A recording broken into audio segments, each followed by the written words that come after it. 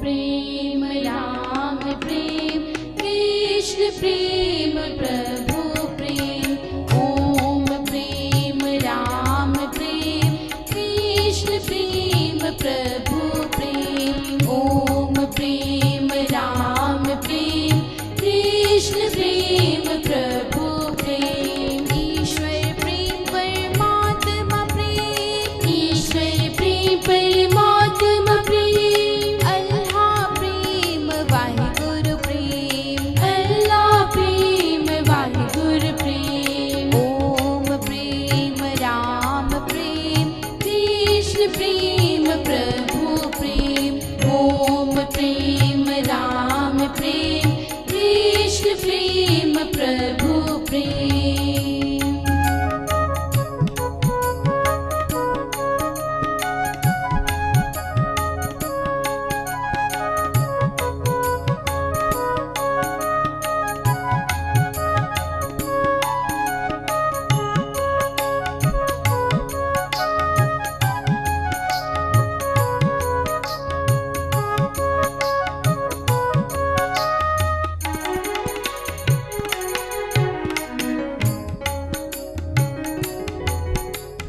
धरती प्रेम आकाश प्रेम। धरती प्रेम आकाश प्रेम। नदिया पर्वत सागर प्रेम। नदिया पर्वत सागर प्रेम। मीरा प्रेम नानक प्रेम। मीरा प्रेम नानक प्रेम। ईसा प्रेम मोहम्मद प्रेम।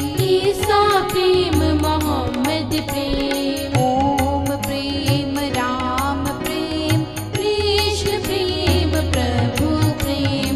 ओम प्रेम राम प्रेम कृष्ण प्रेम प्रभु प्रेम।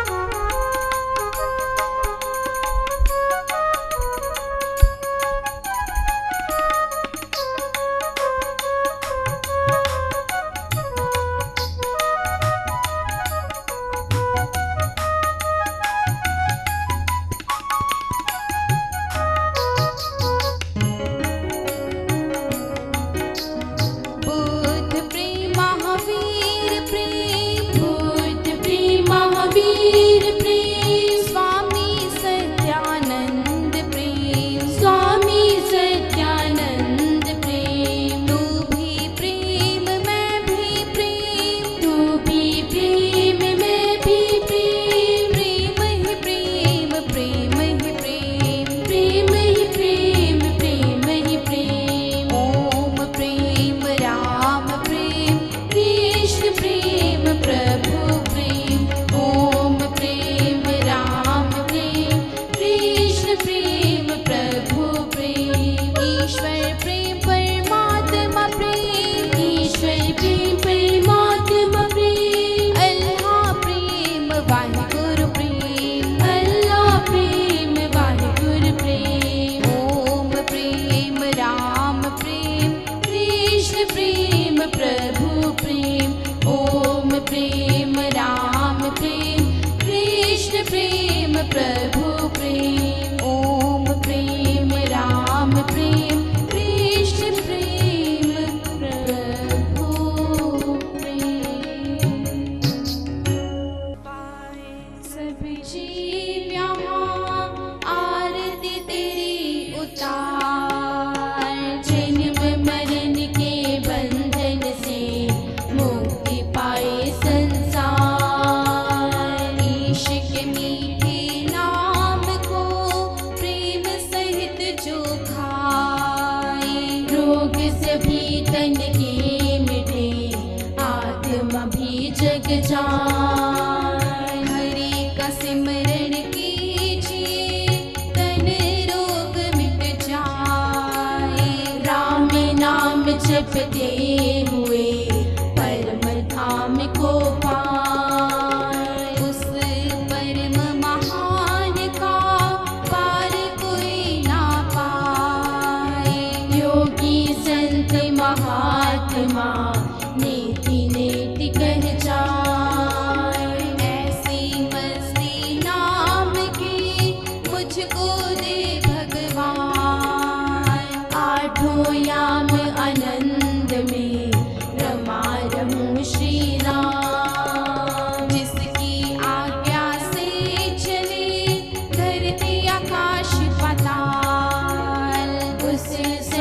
शक्तिमान को बारंबार नमस्कार, बारंबार नमस्कार, बारंबार नमस्कार। जो ईश्वर की पूजा करता, ईश्वर उसके सब दुख हरता। जो ईश्वर को सदा ध्याता, वह मानव शांति को पाता। जो ईश्वर का नाम है जपते, उसके काम कभी नहीं रुकते। जो ईश्वर का सिमरण करता, उसका जन्म मरण ना होता। जो प्रभु से प्रेम है करता, वो सदा आनंद से भरता। सेवा में जो मन है लगाता, पाप कर्म उस पास न आता। शुभ कर्म जो भी है कमाता, वो ही सदा सदा सुख पाता। भक्ति प्रेम जिसमें बस जाता, वो मानव मुक्त हो जाता। उसका ही ध्यान कर जिसने रचा शरीर, अंत समय वही साथ दे, कहते संत फकीर। कामना इच्छा जिसने मारी, जीती उसने दुनिया सारी। लालच लोभ जिसने त्यागा, उसके तन से स्वार्थ भागा। रात दिन जो सिमरण करता, आत्मा उसका ही जग जाता।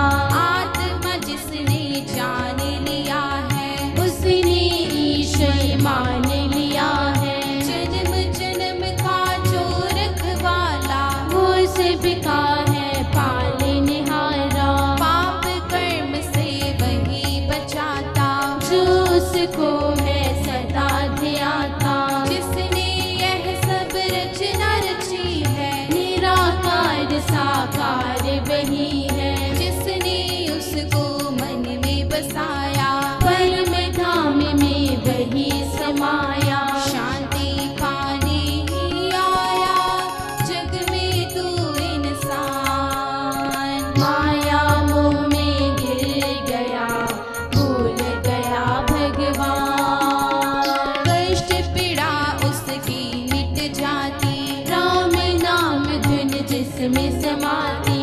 ऊंची भक्ति नाम कमाई, जिसने उसमें सुरती लगाई। जन्म मरण से मिले छुटकारा, राम नाम का ले जो सहारा। राम नाम की करे कमाई, जग बंधन से मुक्ति पाई। दुख पीड़ा से मिले छुटकारा, जिसने मन से राम पुकारा। चिंता फिकर उसकी मिट जाए, प्रभु की प्रीत जिसमें समाई। जो ईश्वर में लीन हो जाता, प्रभु प्रेम वो ही है पाता।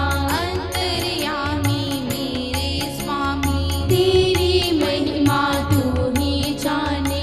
आजा शरण तू राम के, दुख चिंता सब छोड़। रात दिवस जप नाम तू, उससे नाता जोड़। जिस घट बसे राम रघुराई, सो घट पर में शांति आ जाई। जिस घट सिमरण राम का होई, दुख पीड़ा सब दूर भगाई। जिस तन राम की आरती होए, सुख में जागे सुख में सोए। जिसकी देहि राम गुण गाए, वो मानव आनंद को पाए। करनी कथनी एक हो जिसकी, सदा बुद्धि शुद्ध हो उसकी। करुणा कृपा जिस देहि में आवे, ईश कृपा वह तन सदा पावे। नाम रतन धन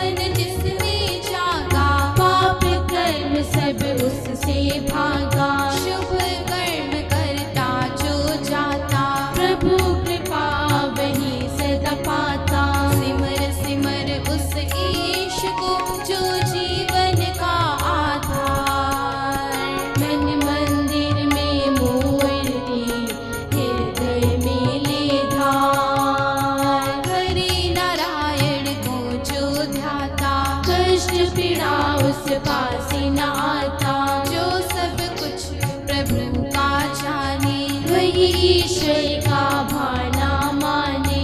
तू ही करता तू ही कराता, तेरा भाना मुझको भाता। सब जीवों की रक्षा करता, दुख पीड़ा सबकी तू हरता। तेरे चरण शरण हम आए, जग पालक हम लो अपनाए। ऋषि मुनि संत चाहे कितना होए, पार न पाए तेरा कोई। बख्शो हमें ओ बख्शनहारे, आए बालक सब तेरे द्वारे।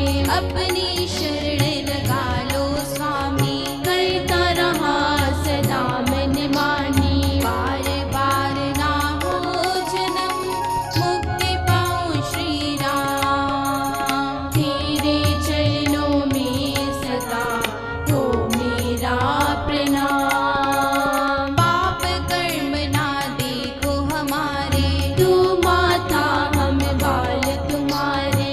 जन्म जन्म के पालनहारे, सब कर्मों के जाने निहारे। पाप कर्म जो भी हम किए, तू है दयालु शरण में ले लो। हम अनजान कछु ना जाने, सच्चे मन से तुझको माने। कृपामय कृपा के सागर, करुणा करो हमें अपना कर। तेरी आत्मा तुझ में समाए, लौट न फिर धरती पर आए।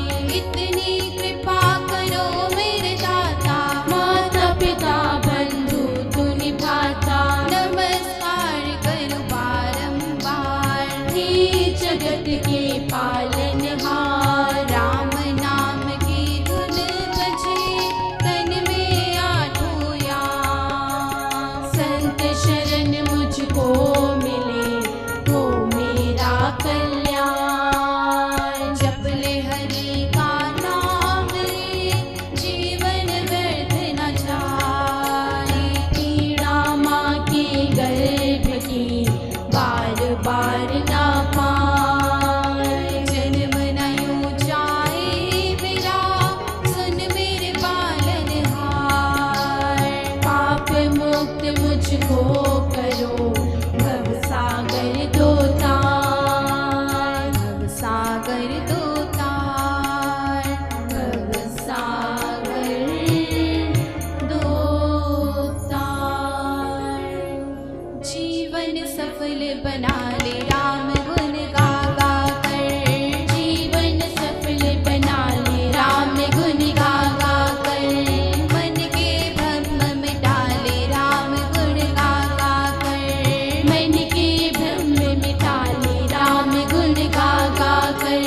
पीड़ा रोग भगा ले राम गुण गा गा कर। पीड़ा रोग भगा ले राम गुण गा गा कर। राम गुण गा गा कर, हरि गुण गा गा कर। प्रभु गुण गा गा कर, ईश गुण गा गा कर। पापों से मुक्ति पाले राम गुण गा गा कर। पाप से मुक्ति पाले राम गुण गा गा कर। मन में प्रेम बसा ले राम गुण गा गा कर। मन में प्रेम बसा ले राम गुण गा गा कर। सुख शांति धन पाले राम गुण गा गा कर। सुख शांति धन पाले राम गुण गा गा कर। राम गुण गा गा कर, हरि गुण गा गा कर। प्रभु गुण गा गा कर, ईश गुण गा गा कर। जीवन सफल बना ले राम गुण गा गा कर। जीवन सफल बना ले राम गुण गा गा कर। जीवन सफल बना ले राम गुण गा गा कर। जीवन सफल बना ले राम गुण गा गा कर।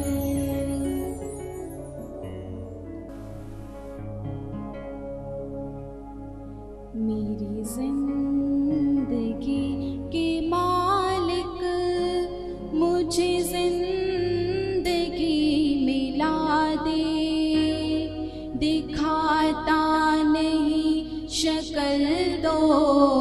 तस्वीर ही दिखा दे। मेरी जिंदगी के मालिक मुझे जिंदगी मिला दे। दिखाता नहीं शक्ल तो तस्वीर ही दिखा दे। मेरी जिंदगी के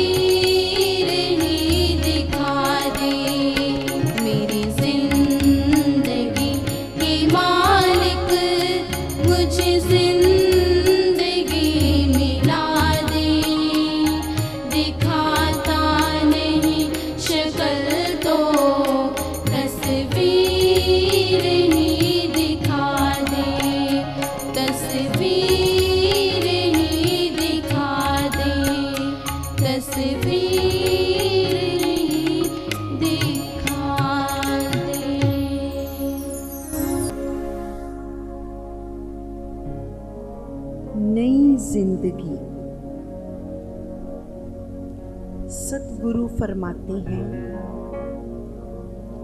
क्या आप जानते हैं कब धरती बनी, कब आसमां बना, कब ये सूरज चांद सितारे बने? मैं समझता हूँ शायद कोई नहीं जानता, हो सकता है मैं गलत हूँ। अगर आप जानते हैं तो बता दें, पर कोई कैसे जानेगा, वो तो इस धरती पर अभी आया है। मैं मानता हूँ कि वो पहले भी इस धरती पर आया होगा, कई जन्म आया होगा, आप भी कई दफा आए होंगे, मगर किसी को अपने जन्मों की कितनी जानकारी है कि वो कौन थे, क्या थे।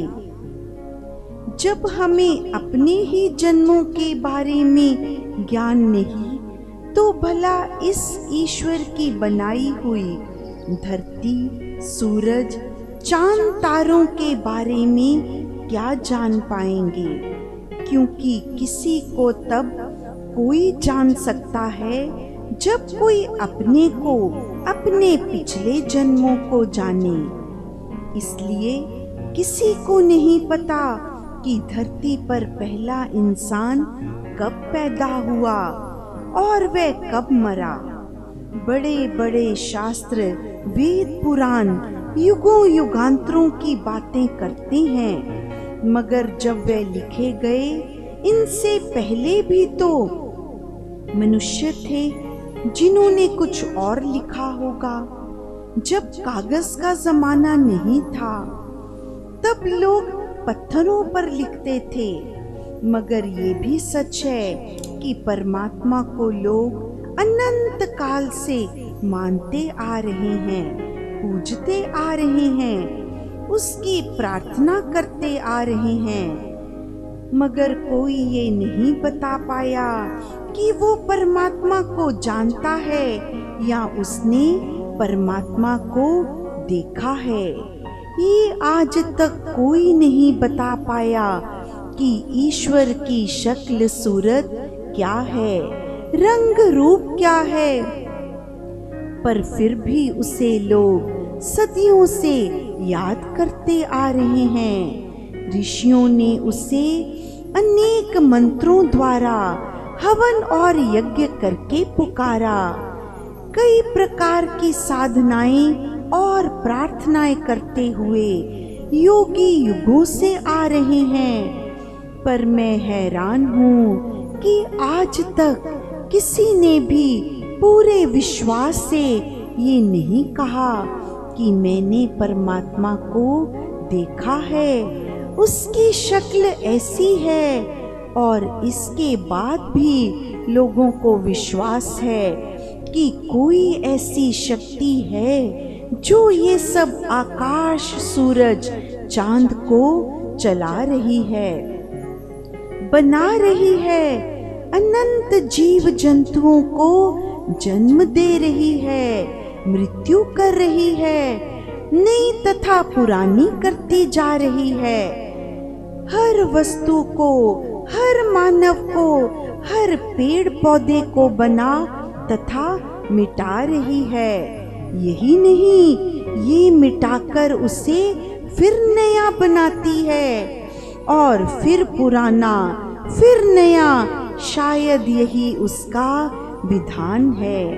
कैसे करती है, क्यों करती है, ये कोई नहीं जान पाया, न जान पाएगा, क्योंकि ये उस अव्यक्त सर्वशक्तिमान परमात्मा का अपना विधान है। ये वही जाने।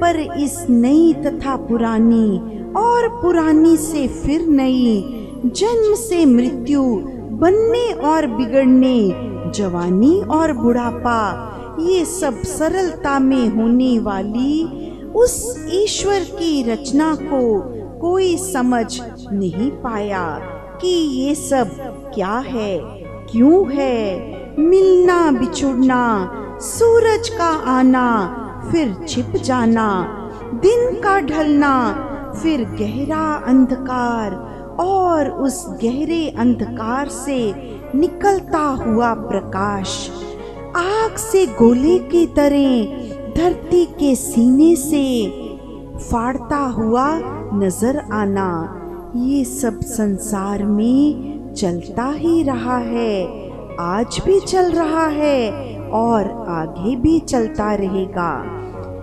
ये सब आकाश पाताल बनाने वाले और ऐसी रचना रचाने वाले का खेल है। वो खेलता ही रहेगा, मगर इसे कोई रोक नहीं सकेगा और न ही कोई रोक पाया है। कितना विज्ञान बढ़ जाए, कोई कितना तरक्की कर ले, इस विधि के विधान को न तो कोई समझ सका और न कोई रोक सका, और न ही उस परम की शक्ति के विधान को कोई बदल पाएगा। आदि काल से ऐसा ही चलता आया है और ऐसा ही चलता जाएगा। जिस परमात्मा की कोई सीमा नहीं, जिसके संतों ने महापुरुषों ने आकाशों आकाश पातालों पाताल कहकर गाया है, दुनिया को सुनाया है। बड़े बड़े वैज्ञानिक हजारों साल से प्रयत्न कर रही हैं कि इतनी बड़ी धरती गोल कैसे हुई और चल कैसे रही है। फुटबॉल की तरह इसे कोई जान नहीं पाया। नया और पुराना होना और बात है, ये आना और जाना तो विधि का विधान है। बड़े बड़े अवतार देवता अपने तप और तपस्या के बल पर, मगर वो भी अपनी मृत्यु को रोक नहीं पाए। उनकी भी मृत्यु हुई। आज भी कहीं नजर नहीं आते जिन्हें आप भगवान की उपाधि देते हैं, या जिनके बुत बनाकर भगवान मानते हैं, जिनकी पूजा अर्चना तुम करते हो, वो भी तो इस मृत्यु के विधान से, इस काल से बच नहीं सके। तो फिर हमारी तुम्हारी तो बात ही क्या है। श्रीमद् भगवत गीता में लिखा है, जो बना है बिगड़ेगा, जो जन्मा है वो मरेगा, जो शरीर आया है उस शरीर का नाश होगा। तुम ही बताओ, क्या तुम्हारी देही ढलती हुई तुम्हें नजर नहीं आती? क्या तुम्हें अपना बचपन ढलता हुआ नजर नहीं आया? क्या वह खूबसूरती जो तुम्हारे बचपन में थी वह आज है? क्या अपनी देही में तुम्हें वह खूबसूरती नजर आती है?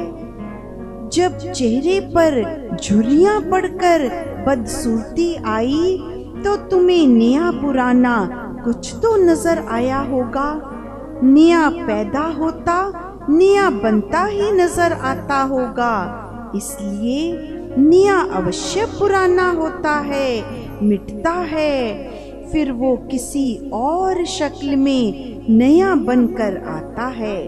यही तत्व ज्ञान हमें सदियों से हमारे महापुरुषों तथा गुरुजनों ने दिया है, मगर हम हैं कि उनके ज्ञान को सुनते हुए भी अनसुना कर देते हैं। भगवान कृष्ण ने भी यही ज्ञान दिया, उस ज्ञान को तो हम भूल गए और हमने कृष्ण के गुण गाने और कृष्ण लीलाएं करनी शुरू कर दी, कृष्ण की बातें करनी शुरू कर दी जो उन्होंने उपदेश दिए मानवता के, अच्छाई बुराई के, उस पर किसी ने भी अमल नहीं किया। आज भी जो हम सुनाते आते हैं वे खुद भगवान कृष्ण के ऊंचे ज्ञान पर एक कदम भी नहीं चलते। अमल तो करना दूर की बात है। बताने वाले ही भटके हुए हैं, रास्ता बताने वाले ही रास्ता भूल चुके हैं। ये सत्य है कि जो बना है वो बिगड़ेगा, जो पैदा हुआ है वह मरेगा, जो आज है वो कल नहीं रहेगा। परमेश्वर के विधान को आज तक कोई बदल नहीं सका। यही ज्ञान सभी मजहबों के महापुरुषों ने दिया है कि तुम मानव हो, मानवता करो, मनुष्यता के ऊंचे मार्ग पर चलकर सब जीवों का भला करो। यही सच्चा मार्ग है। सदियों से चल रहा था मंजिल पाने को मैं, सदियों से चल रहा था मंजिल पाने को मैं, पर हर कदम पर तो तेरी मंजिल करीब थी। दुनिया से दूर रह सके ऐसा नहीं हुआ, दुनिया से दूर रह सके ऐसा नहीं हुआ। हर दिल में विचारों की लगी भीड़ है हुई। 2 गज जमीन के पास से गुजरे तो कई बार, 2 गज जमीन के पास से गुजरे तो कई बार, मगर अपनी कब्र की खाक का एहसास ना हुआ। बारी तो सबकी एक बार आएगी जरूर, बारी तो सबकी एक बार आएगी जरूर। हैं बेखबर सोए हुए इस मौत से सभी, तू भी जाग बेखबर दस्तक है हो रही, तू भी जाग बेखबर दस्तक है हो रही। निष्काम इससे बचने का कुछ इंतजाम कर, निष्काम इससे बचने का कुछ इंतजाम कर। जय श्री राम।